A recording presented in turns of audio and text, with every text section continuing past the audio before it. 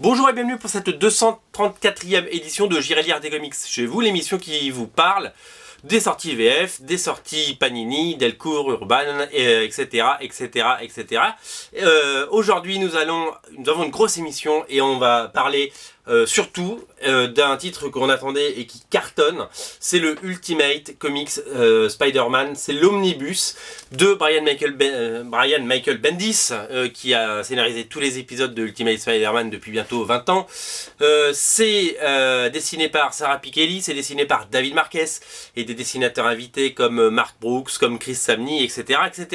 Alors ça reprend les 28 premiers épisodes de la première série de Miles Morales. Vous savez, dans l'univers Ultimate, qui est un univers parallèle, Peter Parker est mort et il y a un nouveau Spider-Man qui a vu le jour, c'est Miles Morales. C'est un jeune, une quinzaine d'années, lycéen, curieux de tout, plutôt intelligent. C'est un petit gars qui vient de la banlieue et qui va développer des pouvoirs parce qu'il va se faire piqué par une araignée radioactive, vous le croirez ou non. Et voilà, alors Panini a décidé de nous faire un beau cadeau parce que pendant longtemps les omnibus étaient bien moisis chez Panini et on l'a souvent dit dans ces émissions.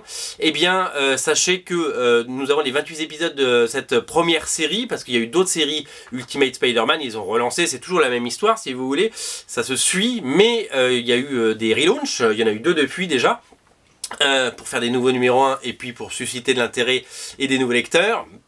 Mais le contenu reste toujours aussi beau. Faut savoir que cette série est absolument géniale. Elle a donné naissance à ce qu'on pourrait appeler la meilleure incarnation de Spider-Man depuis Peter Parker. C'est-à-dire que évidemment Spider-Man c'est Peter Parker, mais Marvel a fait des dizaines de Spider-Man différents depuis toutes ces années et c'est la première fois qu'ils réussissent à en faire un intéressant et durable, un personnage pour lequel on a envie notre cœur palpite quand il lui arrive des choses et on s'y attache et c'est assez rare qu'un nouveau personnage comme ça avec aussi peu d'histoire arrive à toucher le cœur des fans et le cœur des lecteurs. Alors cette série est absolument excellente. Si vous n'avez jamais rien lu sur Spider-Man ou Ultimate Spider-Man ou même Miles Morales, vous pouvez commencer par ce bouquin parce que vous avez 28 épisodes qui se suivent, une très longue histoire, on apprend à connaître les personnages, on apprend à construire ce nouvel univers et c'est vraiment absolument indispensable si vous aimez Spider-Man, si vous aimez le teaser. Voilà, moi j'ai une grande affection pour cette série. J'ai tous les épisodes de Ultimate Spider-Man depuis la création et j'ai bien entendu suivi les épisodes de Miles Morales à leur sortie aux États-Unis et je suis ravi que Panini nous offre un très beau recueil. Vous voyez là derrière il y a toutes les couvertures avec ce que Brian Michael Bendis sait faire de mieux, c'est-à-dire écrire Spider-Man et nous rendre un Spider-Man humain, un Spider-Man qu'on a envie de soutenir et qu'on a envie de suivre. Il est épaulé par des dessinateurs hors pair avec Sara Pichelli qui fait un travail absolument monstrueux sur la série, avec un petit jeune qui va devenir un très bon dessinateur qui s'appelle David Marquez, donc qui fait ses premières armes dans cette série, et puis je vous l'ai dit, les dessinateurs invités comme Chris Samnee par exemple font le boulot, et voilà, graphiquement c'est cohérent sur toute la longueur, c'est beau, c'est intelligible, c'est parfait pour les nouveaux lecteurs. Voilà, sautez le pas, vous le savez, les omnibus sont des quantités limitées, c'est-à-dire que quand il n'y en a plus, il n'y en a plus. Alors je pense qu'il y en aura jusqu'à Noël, en tout cas je nous le souhaite. Mais ne tardez pas trop si vous voulez l'acheter et le lire, parce que je pense qu'il y a voilà, un bon moment, il n'y en aura plus et il faudra pas pleurer, je vous aurais prévenu. Mais bon, il n'y a pas le feu au lac ni péril en la demeure. Voilà, en tout cas pour moi c'est la sortie du moment. Bravo Panini, et voilà, quand ils font de la merde, il faut le dire, et quand ils font les choses bien, il faut le dire aussi. Alors, on va faire un petit tour, on a parlé de Panini, on va parler de nos amis de Delcourt, avec 2 comics, dont un que vous ne raterez pas, c'est le tome 26 de Walking Dead qui vient tout juste de sortir. Alors je vous le dis tout de suite, je ne l'ai pas encore lu, il faut que je me replonge dans le numéro 25, je ne me souviens plus tout à fait du numéro 25, mais il est très attendu. Vous êtes des dizaines et des dizaines de milliers. Je crois que c'est un tirage à 100 000 exemplaires encore. Voilà, cette série est populaire. Je suis en retard sur le comics parce que j'ai pas lu le 26 et je suis en retard sur la série de télé parce que j'ai vu ni la dernière saison ni la série spin-off qui s'appelle Fear the Walking Dead. Donc j'ai pas mal de choses à regarder. Et moi je trouve que, n'en déplaise à certains, cette série a assez rebondir, c'est-à-dire que même s'il y a des arches narratives, des arcs un petit peu moins intéressants, dira-t-on, il y a quand même sur la durée des choses absolument géniales et des rebondissements qui font que l'intérêt, si on peut le perdre sur certains épisodes, revient très très vite. Et je pense que Robert Kirkman sait se renouveler et sait mener sa barque. Moi je prends un plaisir fou à lire Walking Dead depuis maintenant 25 tomes et bientôt 26 quand j'aurai fini de lire celui-là. Et bravo parce que c'est du pur plaisir. Alors chez Delcourt, je voudrais vous signaler la sortie d'un truc assez intéressante. C'est une série qui s'appelle Alex plus Ada. Chez donc Delcourt, donc toujours dans ce beau format Delcourt. C'est une série faite par Jonathan Luna. Luna, ce nom vous dit peut-être quelque chose. Il travaillait avec son frère qui s'appelle Josh. Et, pendant longtemps, ils ont fait des séries parues chez Delcourt également, une série comme Girls par exemple. Et donc c'est des artistes indépendants qui sont vraiment, qui adorent la science-fiction et qui adorent la bande dessinée et qui produisent des bandes dessinées de qualité. Et donc ils avaient fait une série qui s'appelait The Sword, qui était sortie chez Delcourt, et puis ils avaient fait une autre série que j'avais adoré, qui s'appelait Ultra. C'était un gros one shot qui était sorti chez Delcourt également. Alors là il est tout seul, Jonathan Luna, enfin il est pas tout seul parce qu'il y a Sarah Vaughan qui l'aide pour les couleurs, si je me trompe pas, si je veux pas dire de bêtises. L'histoire c'est non, au scénario pardon, les dessins et couleurs c'est Jonathan Luna. Le dessin, Jonathan Luna, il a un style assez particulier. Et donc ça suit la vie d'un mec qui s'appelle Alex dans un futur proche. Il a une vie un peu tristoun, Alex. Il a pas l'air d'être le plus heureux du monde. Et en fait, c'est dans un monde empreint d'intelligence artificielle. Et donc, ce qu'il désire le plus, c'est un Android, ce qu'on appelle un X5 de dernière génération. Et donc, ça va être la fameuse Ada. Et ce personnage qui va arriver dans sa vie n'est pas seulement un compagnon. On va se rendre compte que derrière, il y a une vraie intelligence. Et c'est pas juste un objet sexuel ou quelque chose de domestique. C'est vraiment ça va vraiment bouleverser sa vie à plusieurs niveaux. Voilà, moi j'ai pris beaucoup de plaisir à lire Alex plus Ada. Je l'ai même assez dévoré quand je l'ai reçu. Alors c'est pas Cyclope sur la couverture, c'est Alex, de Alex et Ada. Et donc voilà, c'est une série plus que prometteuse que j'avais complètement zappé à sa sortie en VO, parce que on a tellement de choses à lire qu'on peut pas être partout. Merci Delcourt de nous proposer ça en VF. Visiblement les frères Luna ça marche, puisque ils ont sorti toutes les séries des frères Luna, je vous l'ai dit, Girls, The Sword et Ultra. Donc voilà, si vous aimez cet artiste, si vous aimez Jonathan Luna, je vous invite un petit peu à découvrir cette série. Voilà, je voulais vous signaler chez Delcourt la sortie un livre hommage sur Little Nemo. Vous savez, ce personnage culte de la bande dessinée américaine. Little Nemo, ils ont fait un album avec les étudiants de l'Académie Brassard Delcourt. Vous savez, Delcourt a créé il y a 2-3 ans une école de BD pour faire naître et émerger des nouveaux artistes, pour les artistes de demain. C'est un artiste d'hier qui fait la couverture, c'est Zep, mais à l'intérieur il y a plein de noms. Au début c'est marrant parce que quand j'ai commencé à le feuilleter, je me disais mais qui sont tous ces gens? Et en fait ils sont pas du tout connus parce que c'est des dessinateurs qui sortent de l'école et qui ont déjà un talent, dont certains qui ont un talent très très prononcé, puisqu'il y a des choses vraiment merveilleuses. Si vous aimez cet univers poétique de Little Nemo, je vous invite à jeter un œil là-dessus en tout cas. Je voulais aussi vous présenter une sortie en marge de ce qu'on peut aimer sur les super-héros. C'est l'histoire de Super Caca de David Mourier. Alors David Mourier, il est chez Delcourt maintenant. Il a sorti ses titres qui ont absolument cartonné. Il vend beaucoup de BD, il est très populaire et c'est tant mieux. Et donc comme sur d'autres projets différents, il n'est que scénariste, hein, et donc du coup on lui colle des dessinateurs et donc il a décidé de sortir ce Super Caca et le personnage est assez rigolo.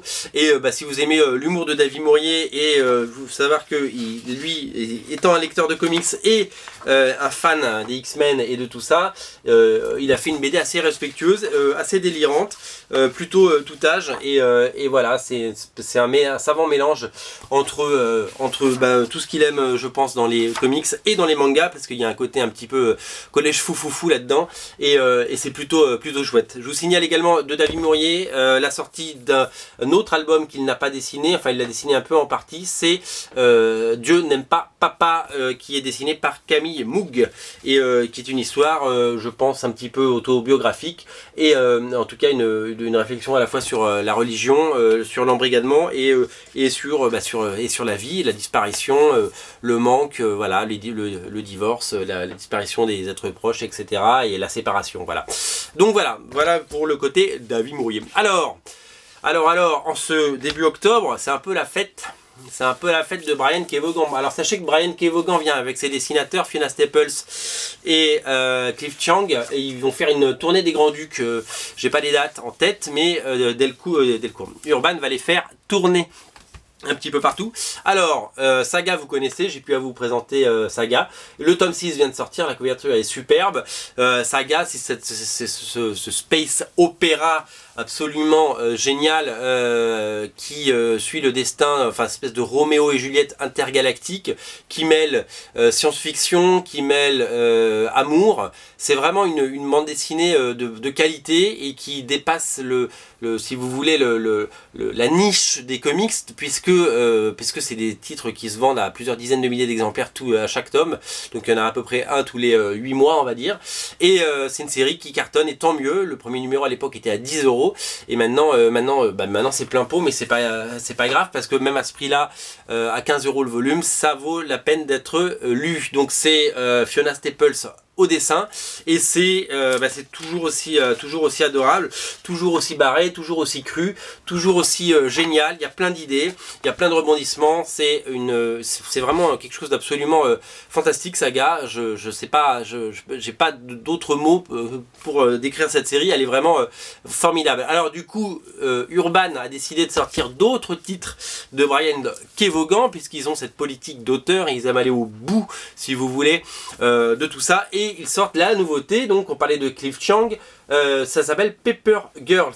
Paper Girls, c'est une série assez spéciale, alors qui est dessiné, on l'a dit, par Cliff Chiang, et le dessinateur qui a dessiné les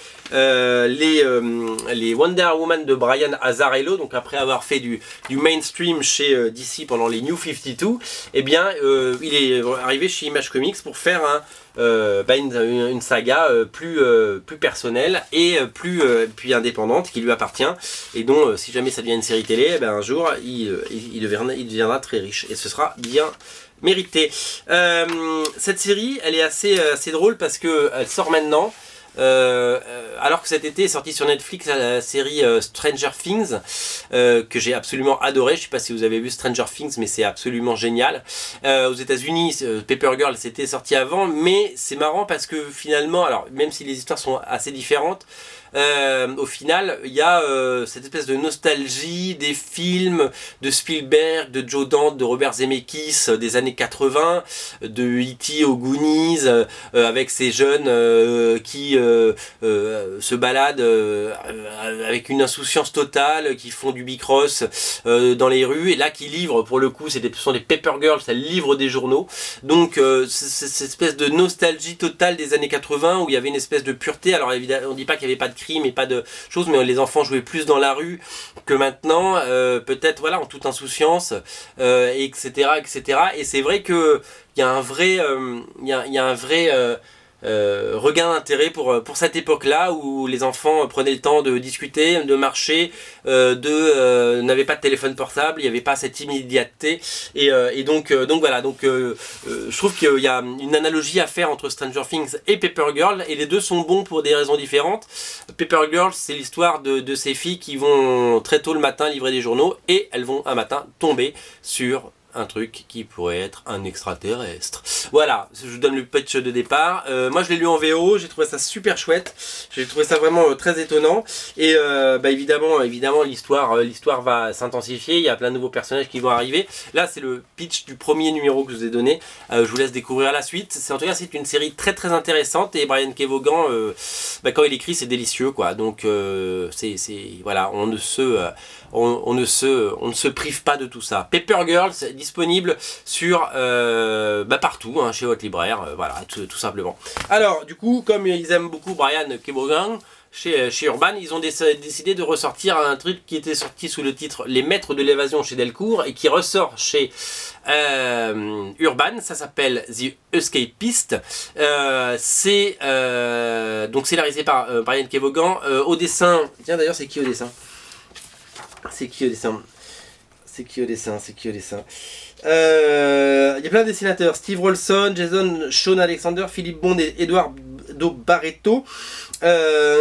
C'est inspiré du livre qui avait cartonné, qui s'appelait Les extraordinaires aventures de Cavalier and Clay de Michael Chabon, un bouquin que vous avez peut-être lu si vous êtes fan de super-héros, qui était une plongée, une immersion totale, si vous voulez, dans le monde des super-héros, et ils avaient créé ce personnage qui s'appelait The Escapist, et donc du coup, Brian K. Vaughan avait, avant d'être très connu, parce que ça il l'a fait il y a longtemps, il avait décidé de raconter les histoires de ce maître de l'évasion. Donc voilà, donc il a donné vie au personnage dont on parle dans le livre, si vous voulez. Mais ce n'est pas l'adaptation du livre. Est-ce que je me fais comprendre? J'ai pas l'impression. Enfin voilà, The Escapist c'est très bien. Moi j'ai la version Delcourt quelque part. Donc voilà, nouvelle édition, si vous l'avez jamais lu, eh bien c'est peut-être le moment de le faire. Chez Huggin et Mumin, qui sont les voisins de Urban, ne ratez pas la sortie de Geek Art tome 3. Moi j'ai une affection toute particulière pour ces livres, j'adore ces livres. Alors le pitch, le concept il est très très simple, c'est ça regroupe toutes les créations originales d'artistes du monde entier autour des personnages de la culture pop et de la culture geek. Donc aussi bien Mickey que Mario Bros, que Pikachu, que les X-Men, que Amélie Poulain, que etc., etc. Et donc du coup on voit des artistes de tout horizon, tout style de dessin, il y a du collage, il y a des choses comme ça, réinterprétées à leur façon, des scènes entières ou rendre hommage aux personnages de la culture populaire qu'ils aiment. Là vous avez un petit Marty McFly, etc. Et voilà, donc c'est des artistes, on ne connaît pas les artistes, il y a peut-être des dessins que vous connaissez, mais voilà. Alors ce qui change avec ce tome 3 évidemment, c'est que il y a peut-être un tout petit peu moins d'effet de surprise parce que du coup il y a déjà eu beaucoup de choses dans les deux premiers tomes, mais moi j'ai trouvé que ce troisième tome était beaucoup plus dark. Alors dans le sens où c'est, je sais pas si c'est l'époque qui veut ça, mais je l'ai trouvé très ils aiment beaucoup, j'ai trouvé que les artistes aimaient beaucoup déstructurer de façon un peu dark les héros de notre enfance dans des situations un petit peu plus lugubres, ou un petit peu plus comment pourrait-on dire, un petit peu plus gore quoi. Voilà, donc c'est génial, hein. Il y a du talent à chaque page. Moi j'adore, je suis hyper fan. Voilà, donc ça c'est disponible partout chez vos libraires. C'est un très très beau cadeau à se faire, en sachant que dans le viseur il y a Noël. N'oubliez pas, il y a 3 tomes et je crois que les 3 sont à nouveau disponibles. Ils avaient refait des couvertures pour le tome 1 et 2, enfin voilà, il y avait eu plein de choses. En tout cas c'est dispo et c'est vraiment une pure merveille. Alors qu'est-ce que je voulais vous dire? Oui, je voulais vous signaler, parce que c'était une émission qui parle de VF, la sortie de Secret Life of Crows chez Alliance Comics, qui est mon label. Alors vous allez dire, mais il parle que tout le temps de ces trucs qu'il fait. Ben ouais, mais les autres le font pas. Moi toute l'année je parle de Panini, je parle de Urban, de Delcourt et de Glénat. Je peux parler de moi quand même un petit peu de temps en temps, hein. Et c'est de la VF, hein. C'est de la VF et c'est un bon comics. Alors c'est la série de Raven Gregory au scénario et Ney Rufino à la création, au dessin et aux couleurs. C'est un premier numéro, on a financé le premier numéro sur Ulule, vous le savez. Le deuxième numéro, la campagne va arriver très bientôt, on est en train de la finaliser. Ça avance bien d'ailleurs. Et le premier numéro est disponible. C'est une histoire assez courte sur la naissance des corbeaux et sur la beauté de la transformation des corbeaux. Et vous allez le voir dans les prochains épisodes, une belle histoire d'amour. Alors sachez que il y a eu la campagne Ulule, mais que c'est pas une fin en soi, puisque les couvertures qui n'étaient pas en tirage limité sont toujours disponibles sur originalcomics.fr. On a créé une catégorie Comics VF à Lion Comics. Et sachez que donc il y a la couverture normale, la couverture variante qui montre le trait de Ney Rufino avec une précision et une finesse vraiment absolument incroyable. Ça c'est la variante que vous n'aurez pas parce qu'il n'y en a plus, il n'y en avait que 5 exemplaires, c'est la Ulule Edition de Eric Bassaldoua. Et vous avez la Ben Basso cover, la couverture de Benjamin Basso qui est absolument merveilleuse. Voilà, ça c'est un projet à soutenir, c'est disponible quasiment que en exclu sur originalcomics.fr et dans la boutique Pulps à Paris. Voilà, Secret Life of Crows numéro 1 est disponible. Si vous voulez lire des choses qui sortent des sentiers battus et vous faire un petit plaisir, en plus on a soigné l'édition, voilà, c'est disponible. Je termine l'émission avec le numéro 300 de Mad Movies qui est sorti. On m'a abonné, Pierre Davila m'a abonné à Mad Movies, donc je le reçois tous les mois maintenant. Donc il y a un numéro 300 qui fait une jolie rétrospective. J'ai pris un vrai plaisir à le lire. Il y a notamment aussi un article sur Daredevil.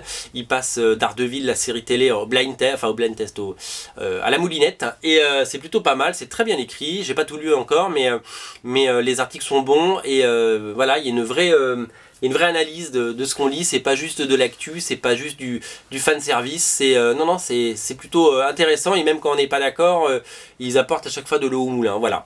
Tout ça c'est disponible. Voilà, bah c'est tout, c'est pas mal pour cette 234e émission, on se retrouve très bientôt les amis. Merci de me suivre, vous allez être plus de 4000 à voir cette vidéo et rien que pour ça, ben, on continue. Salut!